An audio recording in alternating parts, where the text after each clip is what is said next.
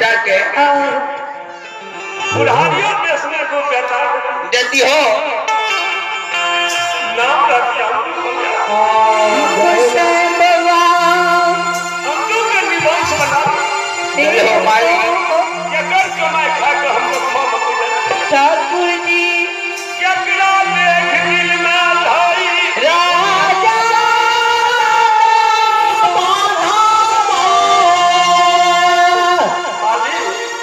माली हमरा बेटा के फिरिया इस्लाम हो लाल हो हमरा बेटा के फिरिया इस्लाम तब हमको के हम जा हुसैन बाबा गांव घुमो है सब जेल नीतीश कुमार की ओर से भी मालिक के द्वारा में शानदार दस्तक दान दिए हैं। जय हो महान दानी की जय हो, समस्त परिवार की जय हो, दानी महाराज की पूरी माता पिता की जय हो। हमरा बेटा के फिरिया इस्लाम हो न तो हमको के जा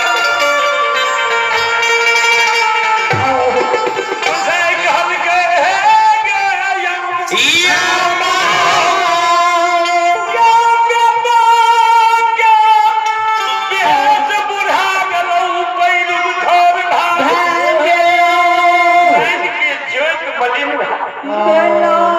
ठगनी के याचना